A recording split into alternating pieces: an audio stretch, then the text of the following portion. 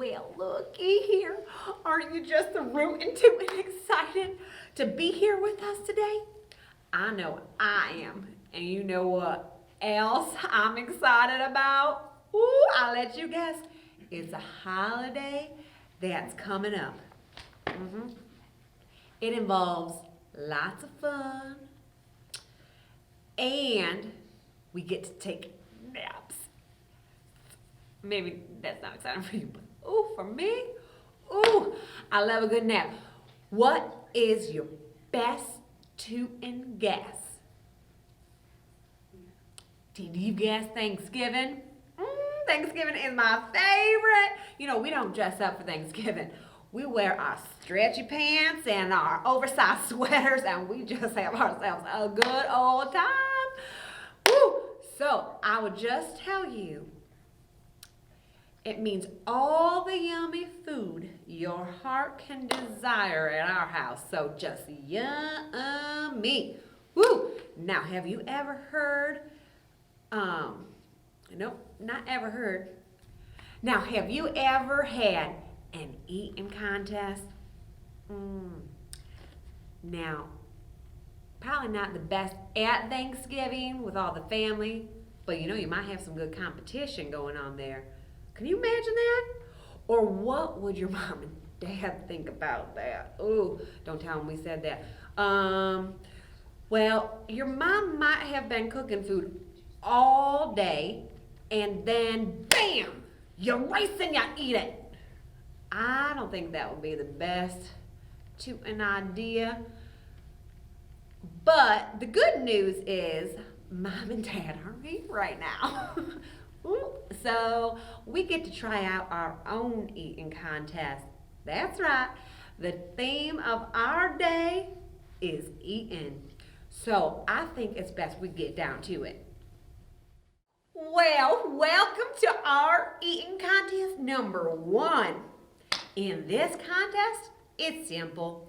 Without using hands, get those hands behind your back. Without using your hands, the first person to eat all their M&Ms off their plate or bowl is the winner. Now, the best news is the winner gets to face me in the next competition. Ladies, are you ready? Yep. All right, go!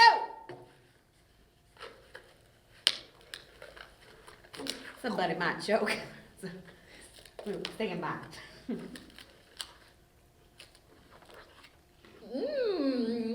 This tastes good.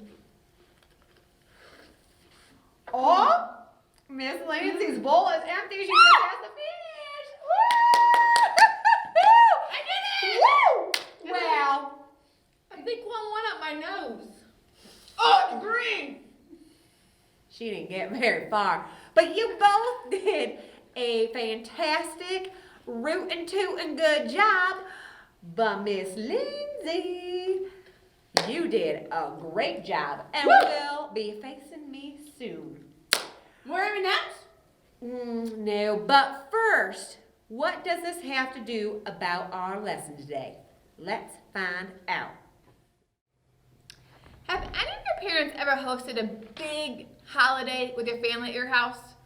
Or better yet, have your parents ever thrown you a birthday party at home? Okay, so let me ask you this. Did your mom and dad wait until party time, stroll into the kitchen, whip up food and dessert and decorations in a matter of moments? No, not at all, right? If your house has ever hosted a big party or holiday, you know what a big deal that is. Your parents start days ahead, planning, shopping lists, decorations, trying to figure out where all of the people are going to go inside the house, park the cars.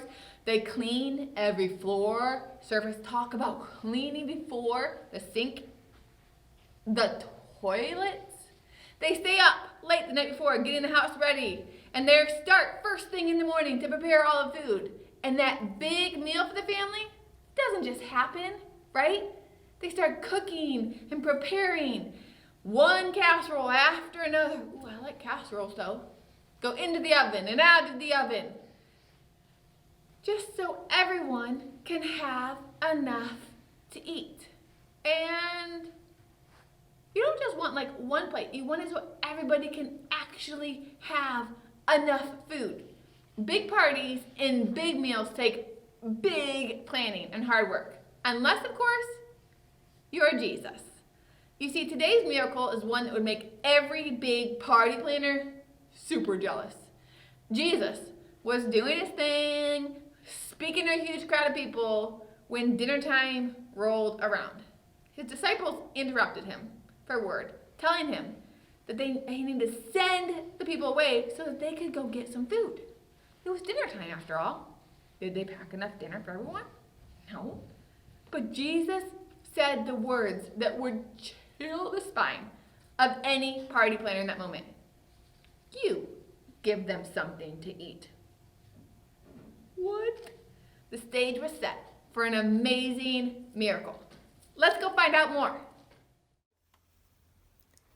Many people heard about Jesus. They heard he was a good teacher and helped people to learn more about God. They heard that he could make sick people well. Sometimes big crowds of people would gather to hear Jesus speak. One time, Jesus and his apostles wanted to spend time together away from big crowds of people. Where could they go to be alone? They decided to get into a boat and sail to the other side of the Sea of Galilee.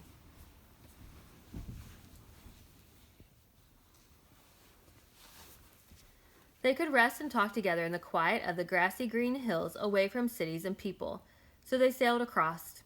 The Sea of Galilee is not very big. The people could see Jesus and his apostles landing the boat on the distant shore. The people wanted to be with Jesus so much that they decided to follow him. They walked around the lake to the other shore. Soon, there was a huge crowd of people gathered again to hear Jesus preach. There were 5,000 men plus women and children. Jesus knew that the people must really be serious if they walked all the way around the sea. He did not rest, but spent all day teaching the people about God. When evening came, the apostles began to wonder how all these people are going to eat. They were far away from any towns. Maybe Jesus should stop teaching so that people could walk to a town and buy some food. Jesus knew the apostles were worried. He asked one of the apostles, Philip, "Where are we going to buy bread for all these people?" Philip was from a town near there, and he knew that it would cost a lot to buy food for over 5,000 people. Philip answered Jesus, "I would have to work for 8 months to earn enough money to feed this crowd." Andrew was another apostle. He had been asking people in the crowd if they had any food. He found one boy who had brought his lunch. The boy did not have much food. He only had 2 small fish and 5 small loaves of bread. Andrew did not know how this small amount would feed over 5,000 people, but he took the food to Jesus anyway. He knew that Jesus could do anything. Jesus said, "Divide all the people into groups of 50 and tell them to sit down on the grass." Soon the whole crowd was divided into small groups. Then Jesus did a wonderful thing. He prayed to God and thanked him for the food, and then he began handing bread and fish to people. Jesus began with only 2 fish and 5 loaves of bread, but every time he handed it to someone, more bread and fish would appear. Jesus gave bread and fish to everyone in the whole crowd. Everyone ate bread and fish until they were full. Finally, when everyone was finished, they cleaned up all of the small pieces of bread left over. The leftover bread was enough to fill 12 baskets full. Jesus fed over 5,000 people from 2 little fish and 5 small loaves of bread. No human being could do a miracle like that. Only Jesus could. Jesus was powerful enough to take care of the whole crowd of people. Jesus is powerful enough to take care of you and me. Jesus did some amazing things when he was here on earth. Like today when he took a small boy's lunch, just some bread and fish, and used the leftovers to feed 5,000 people. Wasn't that an amazing story? Let me show you something. Okay, see this piece of paper? It's just a regular piece of paper. How many corners does that have? 4! That's right, it has 4 corners. But what if I want to give someone a corner? Like, cut it off and give it to someone. Let's see. How many corners do I have now?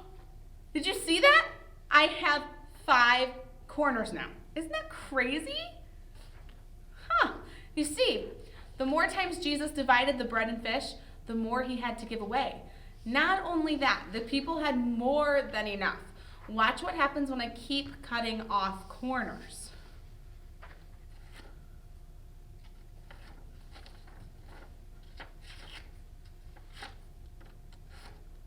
One, 2, 3, 4, 5, 6, 7, 8, 9, 10. You see, Jesus took that boy's lunch and he blessed 5,000 people with it. He can do the same thing with us.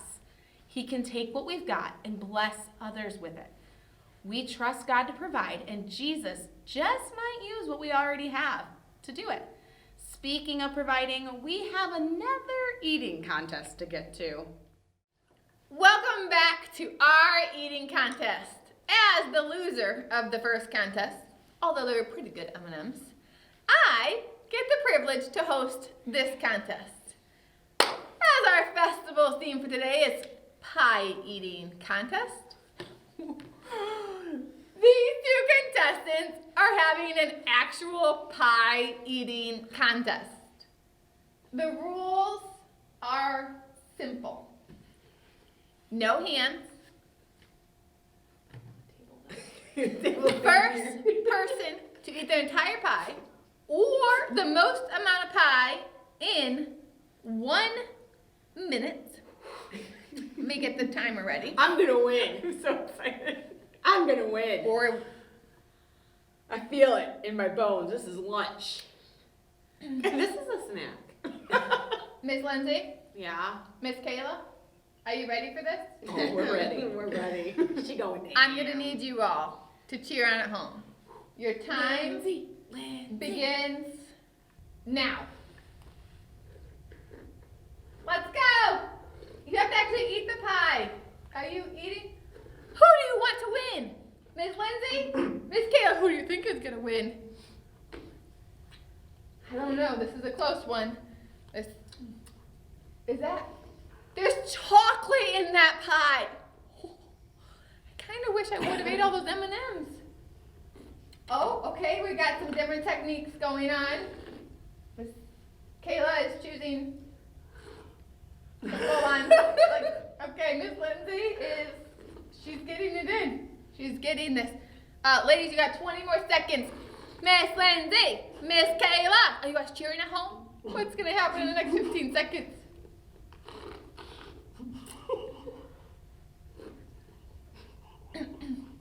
5, 4, 3, 2, 1. Time's up. Mine was already gone right there. It went up my nose right before you showed me it. Well, Don't suck in. that was both messy and fun. Was it a good way to enjoy pie? Yeah, can you judge us real quick? Because I'm ready to eat the rest. Miss Lindsay,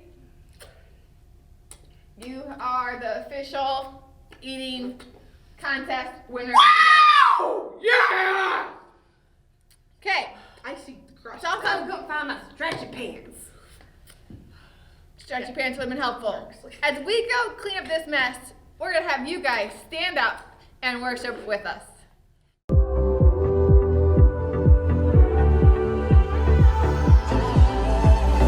When I was searching, your love was never far. You made a way to get to me. You were the whisper leading me to your heart. Forever I belong to you. Now I can see clearly, my God, you for me. You won't let go. Your love won't let me down. And I know it's true. Yeah, I know that your love is all around. I believe in you. Hold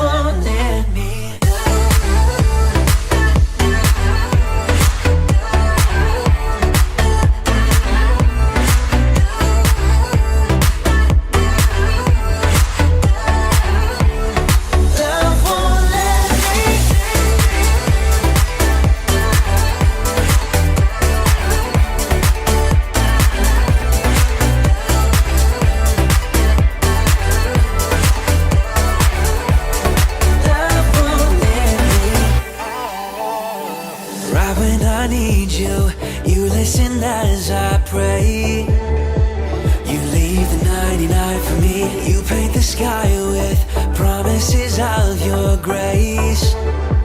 So I will find my way to you. Now I can see clearly, my God, you for me. You won't let go. Your love won't let me down. And I know it's true. Yeah, I know that your love is all around. I believe in you, holding on to you, holding on, and I know you will never fail. I want all of you, you never change. Your love won't let me down. Love won't let me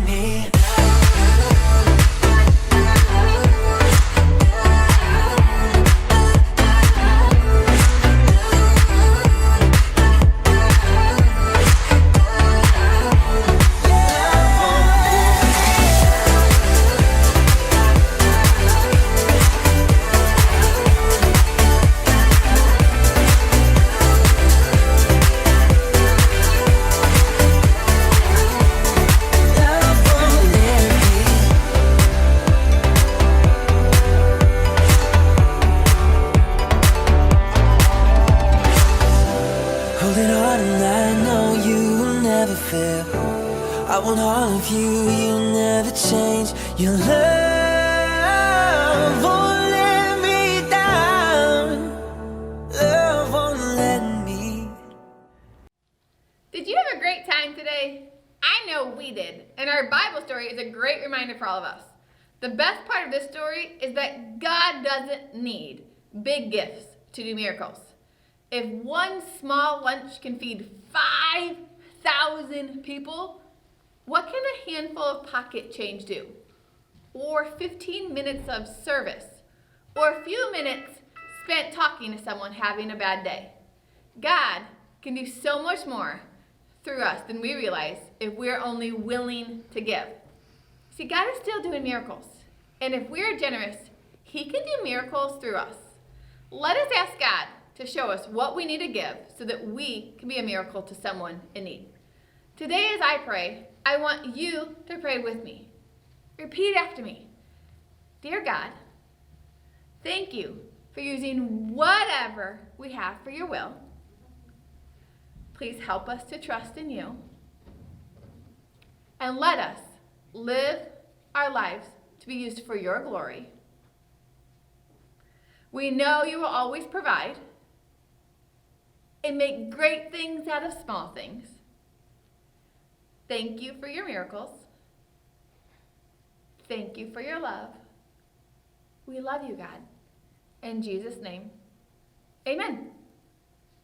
It's kind of an easy prayer, right? But when we repeat after it and we say it, we are saying that to God.